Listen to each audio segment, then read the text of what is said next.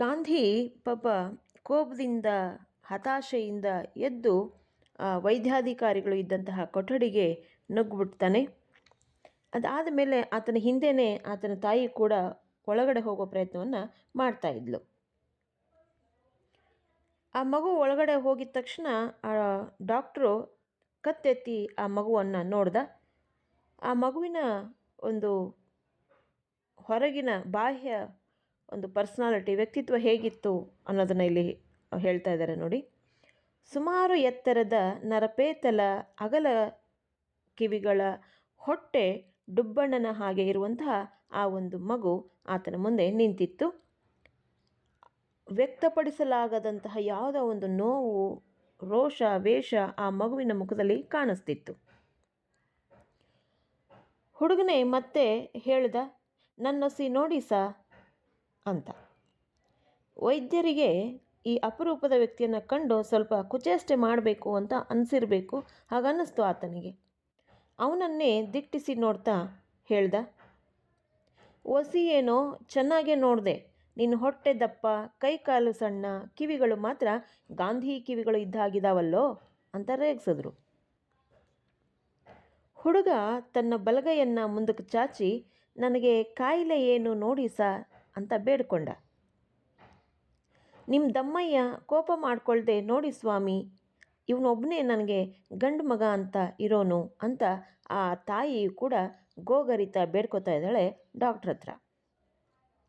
ವೈದ್ಯಾಧಿಕಾರಿಗಳಿಗೆ ತನ್ನ ಮುಂದೆ ನಿಂತಿರುವಂತಹ ವ್ಯಕ್ತಿಗಳು ತನ್ನ ಹಾಗೆಯೇ ಮನುಷ್ಯರು ಅಥವಾ ಮನುಷ್ಯರ ವರ್ಗಕ್ಕೆ ಸೇರಿದವರು ಅನ್ನುವಂಥದ್ದು ಜ್ಞಾಪಕಕ್ಕೆ ಬಂತೋ, ಅಥವಾ ವೈದ್ಯರಾಗಬೇಕಾದವರಿಗೆ ಅನುಕಂಪ ಇರಬೇಕು ಅಥವಾ ಅನುಕಂಪದಿಂದ ಕೂಡಿರುವಂಥ ಹೃದಯ ಇರಬೇಕು ಅನ್ನುವ ಮಾತು ನೆನಪಾಗಿಯೋ ಏನೋ, ಒಟ್ಟಿನಲ್ಲಿ ಈ ತಾಯಿ ಮಗನ ಮೇಲೆ ಸ್ವಲ್ಪ ಕರುಣೆ ಬಂತು ಅಂತ ಕಾಣಿಸುತ್ತೆ.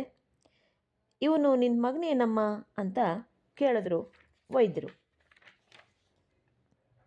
ಹ್ಞೂ ಸ್ವಾಮಿ, ದೇವರಾಣೆಗೂ ಈ ಮಗು ನನ್ನದೇ ಅಂತ ಆ ತಾಯಿ ಹೇಳಿದ್ಲು. ಇವನ ಹೆಸರೇನಮ್ಮ ಅಂತ ಡಾಕ್ಟ್ರು ಕೇಳ್ದ. ಗಾಂಧಿ ಸ್ವಾಮಿ ಅಂತ ಆಕೆ ಅಂದ್ಲು. ಏನಮ್ಮ, ಹುಡುಗಾಟಕ್ಕೆ ನಾನು ಇವನ ಕಿವಿಗಳು ಗಾಂಧೀಜಿಗೆ ಇದ್ದ ರೀತಿಯಲ್ಲಿರೋದ್ರಿಂದ ಇವನ್ನ ನಾನು ಹಾಗಂದಿದ್ದು, ನೀನೇನು ಇವನ್ನ ಸಾಕ್ಷಾತ್ ಗಾಂಧಿ ಅಂತಲೇ ತಿಳ್ಕೊಂಬಿಟ್ಯಾ ಅಂತ ರೇಗಿಸ್ದ. ಇಲ್ಲ ಸ್ವಾಮಿ, ಸುಳ್ಳು ಹೇಳಿದ್ರೆ ನನ್ನ ನಾಲ್ಗೆಗೆ ಹುಳ ಬೀಳಲಿ, ಸೇದ್ ಹೋಗಲಿ, ನನ್ನ ಆಣೆಗೂ ಇವನ ಹೆಸರು ಗಾಂಧಿ ಅಂತಾನೆ ಅಂತ ಪಾಪ ಆಕೆ ಅಂದ್ಲು.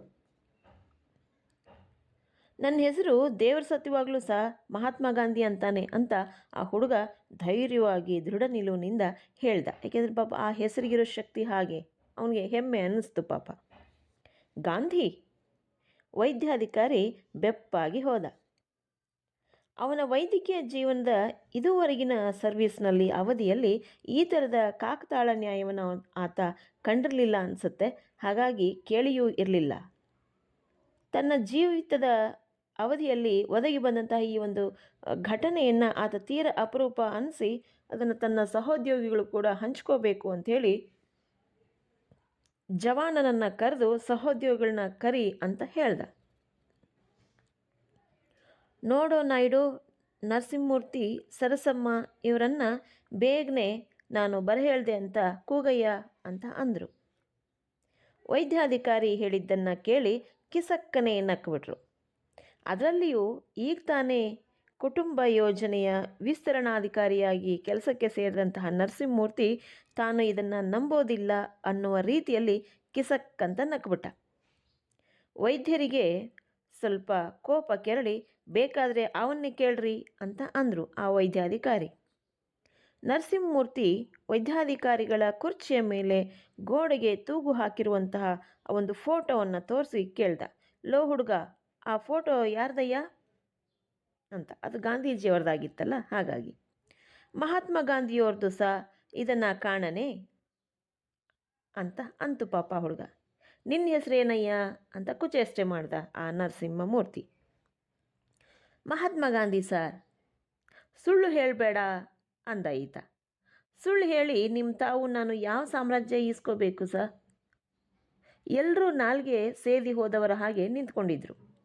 ಮಹಾತ್ಮ ಗಾಂಧೀಜಿಯ ಫೋಟೋವನ್ನು ಒಮ್ಮೆ, ನಂತರ ರಕ್ತ ಮಾಂಸ ತುಂಬಿಕೊಂಡು ಉಸಿರಾಡ್ತಾ ನೋವನ್ನು ಅನುಭವಿಸ್ತಾ ಇರುವಂಥ ಸ್ಥಿತಿಯಲ್ಲಿ ನೆಲದ ಮೇಲೆ ತಮ್ಮ ಕಣ್ಣೆದುರೇ ನಿಂತಿರುವಂತಹ ಮಹಾತ್ಮ ಗಾಂಧಿಯ ಕಡೆಗೊಮ್ಮೆ ದೃಷ್ಟಿಯನ್ನು ಬೀರ್ತಾ ನಿಂತಿದ್ರು ಅವರೆಲ್ಲರೂ.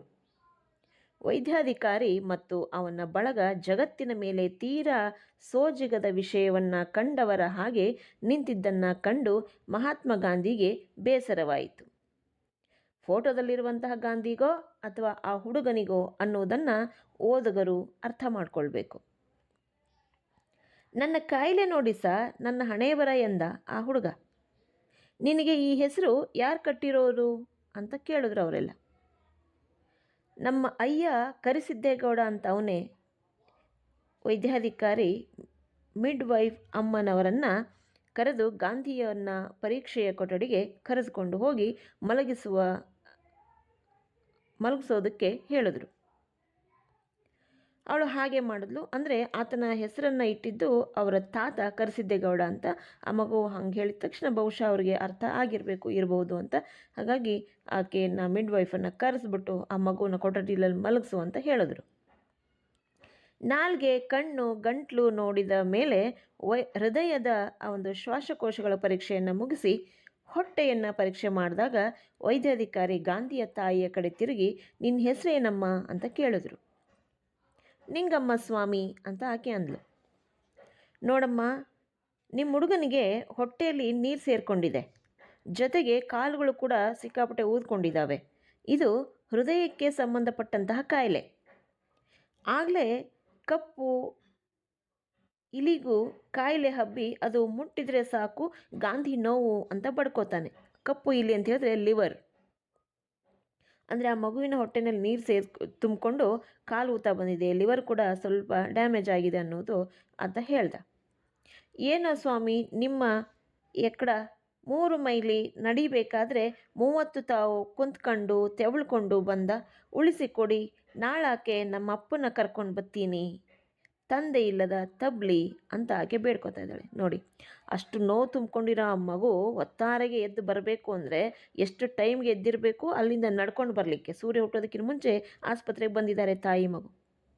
ನಿಮ್ಮ ಎಕ್ಕಡ ಅಂದರೆ ನಿಮ್ಮ ಕಾಲ ಕೆಳಗಡೆ ಇರುವ ಧೂಳು ಅಂತ ತಿಳ್ಕೊಳ್ಳಿ ನಮ್ಮನ್ನು ಅಂತ, ಆದರೆ ಬದುಕಿಸ್ಕೊಡಿ ನನ್ನ ಮಗನ್ನ ಅಂತ ಹಂಬಲಿಸ್ತಾ ಇದ್ದಾಳೆ ತಾಯಿ. 3 ಮೈಲಿ ದೂರ ನಡಿಬೇಕಾದ್ರೆ 30 ಕಡೆ ಕೂತ್ಕೊಂಡದೆ.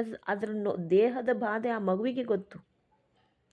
ಈ ರೀತಿ ಇದ್ದು ನಡ್ಕೊಂಡು ಬಂದು ಮಧ್ಯಾಹ್ನ ಬಿಸಿಲೇರೋವರೆಗೂ ಕೂಡ ಕಾದು ಕಾದು ಕಾದು ಕಾದು ಸಿಟ್ಟು ತಡಿಲಾದ ಹತಾಶೆಯಿಂದ ಸಿಟ್ಟು ಬಂದಿದೆ ಆ ಮಗುಗೆ, ನುಗ್ಗಿದ್ದಾನೆ ಒಳಗಡೆ. ಅದಾದ ಮೇಲೆ ನೋಡಿ ಅವ್ರು ಎಷ್ಟು ಟೈಮ್ ತಗೊಂಡು ಆ ಹುಡುಗನನ್ನು ಕುಚೇಷ್ಟೆ ಮಾಡಿ, ಮನಸ್ಸಿಗೆ ನೋವು ಮಾಡಿ, ಘಾಸಿ ಮಾಡಿ, ಅದಾದ ಮೇಲೆ ಪರೀಕ್ಷೆ ಮಾಡುವ ಪ್ರಯತ್ನವನ್ನು ಮಾಡಿದ್ರು. ತಾಯಿ ಒಬ್ಬಳೇ ಇರೋದು, ತಂದೆ ಇಲ್ಲ ಸ್ವಾಮಿ ನನ್ನ ಮಗನಿಗೆ, ತಬ್ಲಿ ಮಗು, ಏನಾದರೂ ಮಾಡಿ ಆ ಮಗುವನ್ನು ಉಳಿಸ್ಕೊಡಿ, ನಮ್ಗೆ ಅದನ್ನೆಲ್ಲ ಗೊತ್ತಾಗೋದಿಲ್ಲ, ನಾಳೆ ನನ್ನ ಅಪ್ಪಯ್ಯನ ಕರ್ಕೊಂಡು ಬರ್ತೀನಿ ಅಂತ ಬೇಡ್ಕೊಂಡ್ಳು. ಡಾಕ್ಟ್ರು ಕೇಳಿದ್ರು, ನಿನ್ನ ಗಂಡನಿಗೆ ಏನಾಗಿ ಸತ್ತ ಅಂತ. ಸ್ವಾಮಿ, ಸೇಂದಿ ಇಳಿಸೋಕೆ ಸಾಹುಕಾರರು ತಾವು ಇದ್ದರು. ಒಂದು ದಿನ ಮರದ ಮೇಲಿಂದ ಬಿದ್ದು ಪಕ್ಕನೆ ಪ್ರಾಣ ಬಿಟ್ಬಿಟ್ರು. ಅಯ್ಯೋ ಪಾಪ. ನೋಡಮ್ಮ, ನಿಮ್ಮ ಹುಡುಗನಿಗೆ ಎಕ್ಸ್ರೇ ಆಗಬೇಕು, ಹೃದಯದ ಪರೀಕ್ಷೆ ಮಾಡಬೇಕು, ರಕ್ತ ಮೂತ್ರ ಪರೀಕ್ಷೆ ಮಾಡಬೇಕು. ಇಲ್ಲಾಗೋ ವಿಷಯವಲ್ಲ ಇದು. ಇದನ್ನು ಡಿಸ್ಟ್ರಿಕ್ಟ್ ಆಸ್ಪತ್ರೆಗೆ ಸೇರಿಸ್ಬೇಕು ಇವನನ್ನು. ನಾನು ಎಲ್ಲನೂ ಬರೆದು ಕೊಡ್ತೀನಿ. ಹೊಟ್ಟೆಯಲ್ಲಿರೋ ನೀರು ಕಡಿಮೆ ಆಗೋಕ್ಕೆ ಈಗ 2 ಗುಳಿಗೆಯನ್ನು ನುಂಗಿಸ್ತೀನಿ. ಅದಾದ ಮೇಲೆ ಆ ಮುಂದಿನ ವ್ಯವಸ್ಥೆನ ನಾನು ಮಾಡಲಿಕ್ಕೆ ಹೇಳ್ತೀನಿ ಅಂಥೇಳಿ ನೀರನ್ನು ತರಿಸಿ ಗುಳಿಗೆಗಳನ್ನು ನುಂಗಿಸಿದ್ರು ಡಾಕ್ಟ್ರು. ಸರಸರ ಅಂಥೇಳಿ ದೊಡ್ಡ ಆಸ್ಪತ್ರೆಗೆ ಗಾಂಧಿಯ ಕಾಯಿಲೆಯ ವಿಷಯವಾಗಿ ತಾವು ಪತ್ತೆ ಹಚ್ಚಿರುವಂತಹ ವಿವರಗಳನ್ನು ನಮೂದಿಸಿ ಆಕೆ ಕೈಗೆ ಕೊಟ್ಟರು.